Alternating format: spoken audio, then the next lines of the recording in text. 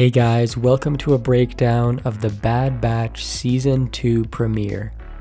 Episode 1 begins with the Bad Batch performing a mission on a tropical planet that we saw in the trailer, and a lot of what we saw in Episode 1 was from the trailer, but the one new thing we learn from this first mission is that the crew is having Omega learn about all of the different ships the Empire uses. It also shows that Omega is a little older and a little stronger, and more confident with her bow. The crew goes back to Ord Mantell after completing the mission, where Sid is impatiently waiting for them to get back, and a pirate named Fee is waiting there with Sid. Sid jokes that she is the most trustworthy pirate that she knows. Sid got some intel from her that becomes the basis of the next 2 episodes, and that is this. Now that Count Dooku is dead, his war chest on Serenno is up for grabs. So we saw a brief shot in Dooku's palace in the trailer, but I didn't really expect him to go to Serenno so soon. Anyway, the Empire is pillaging his palace and gathering up all of Dooku's war loot, and Sid wants the Batch to go to Serenno and grab some of the loot. It will be tricky since the Empire is already there, but even just one container would be worth more than all the jobs they had done for Sid combined. Hunter is hesitant to risk going so close to the Empire like that, but Sid convinces the team that it's worth it because it's only a matter of time before the Empire will come to Ord Mantell and her little operation will be over. If they complete this mission, they'll have enough to be free and not have to do little side missions like this to survive. So it's clear that this is appealing to Hunter because he feels responsible for giving Omega a better life, and completing this mission would give him the opportunity to do so. However, Echo picks up on this and has other ideas. Rather than hiding, he thinks they should use the loot to help fight against the Empire. He feels like they can do more than they're currently doing, and this has been a recurring theme in recent Star Wars shows, specifically Andor. Initially, Cassian was intent to just save himself, but once he realizes what he's gotten himself into, he can't help but fight against the Empire. And this is also a pattern with Han Solo. He's initially just in it for himself, but eventually comes around and fights for the rebellion. It seems that Echo is having the same realization and is trying to get the rest of the team, especially Hunter, on board. In this little chat, Echo says that their lives are like this because of Omega, and this will come back up later because Omega overheard the conversation and feels responsible for trying to make a bigger difference and change their situation, and it also explains why she acts the way she does later on. A little more on that later. The Batch arrives on Serenno and notices that the Empire has carried out an orbital bombardment of the city, similar to the one on Kamino at the end of the last season. Basically, the Empire brings their ships into the planet's orbit and then bombs the place into smithereens. It's just one of the ways that the Empire carries out their initiatives and attempts to keep the galaxy under its control. So the Batch makes a plan to split up and secure some loot and then goes forward. The crew sneaks into one of the loot containers and starts loading up. Omega asks how so much treasure could belong to one person, and Tech explains that most of his fortune came from the many worlds he controlled and exploited during the Clone Wars. So Dooku is one of the most fascinating characters in all of Star Wars. He started out as a Jedi, then left the Order because he didn't agree with the Council, and while his initial intentions were likely good, he started himself on a dangerous path by starting to work with Darth Sidious.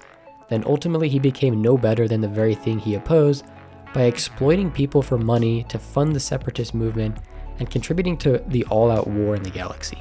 There's some dialogue about whether the Batch is doing the same thing Dooku did, but Echo explains that it all depends on how they use the loot. So, some shades of Mon Mothma here from Andor. They run into trouble though after Wrecker stuns a clone trooper, and then patrolling clones notice something is up when he doesn't report in. Hunter creates a diversion by blowing up some ships, but then the transport carrying the container that most of the crew is in takes off. Wrecker escapes, but Echo, Tech, and Omega are still in one of the loot containers. The clones piloting the aircraft jettison all the escape pods so they can't escape, but then Omega's study of ships pays off as she suggests that they release the container they are trapped in because the re-entry thrusters will engage and enable them to safely land. And then episode 1 ends as the container with Tech, Omega, and Echo plummets toward the ground. And episode 2 begins with the container following, the thrusters engage, and the Batch appears to be safe for now. Meanwhile, Hunter and Wrecker escape the clones chasing them by rappelling down from Dooku's palace and using the city ruins as cover as they make their way back towards the Marauder, which is their ship. They use some old separatist war machines for parts, and Wrecker creates a weapon that allows them to fight through the clones and make it to their ship. The loot container with the rest of the crew lands on the edge of a cliff, and Tech has his femur fractured in the ensuing fall. They are able to escape the container and find Romar, a native Serenian, who they force to take them back to his home. He has been hiding out in the forest after the Empire bombed the city. They're able to rest there for a little, but it is apparent that Omega feels a little antsy. She feels responsible for completing the mission and keeps talking about going back for the loot. There's an interesting exchange between her and Romar, where he gives her a kaleidoscope, and she doesn't quite understand what it is. Romar explains that it is a toy and that it just makes you happy. He then shares some wise words that being happy is worth more than any jewel. And this scene really struck me and made me think about how Omega has had a pretty messed up life so far. She grew up on Camino and probably didn't have much interaction with other kids or people or anything like that. So not only is she a kid, she's kind of a weird kid, and she's learning a lot of stuff on the fly. While Tech helps Romar fix an old Serenian data device, they suddenly realize that Omega is gone.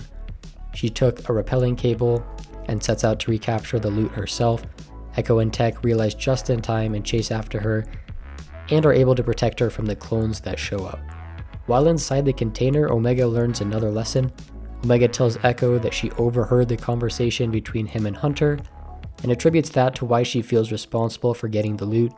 Echo convinces her to let it go, and they climb out of the container just in time before it falls off the cliff.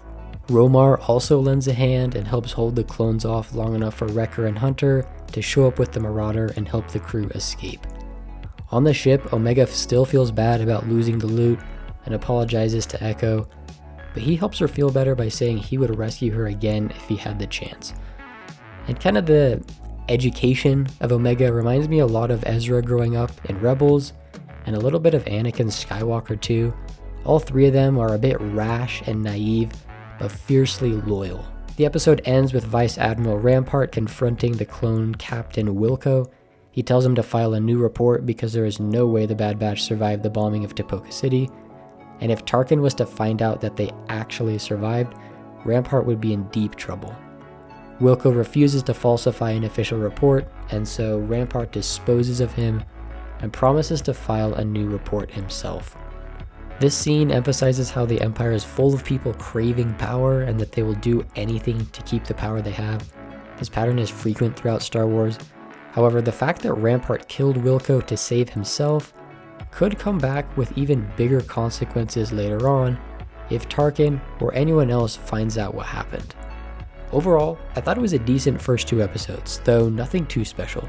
I'm interested to see how things play out as the season goes on, and if the Bad Batch gets more involved in the rebellion, as well as seeing the character development of Omega. Let me know what you guys thought of the first 2 episodes, and I'll see you guys next time.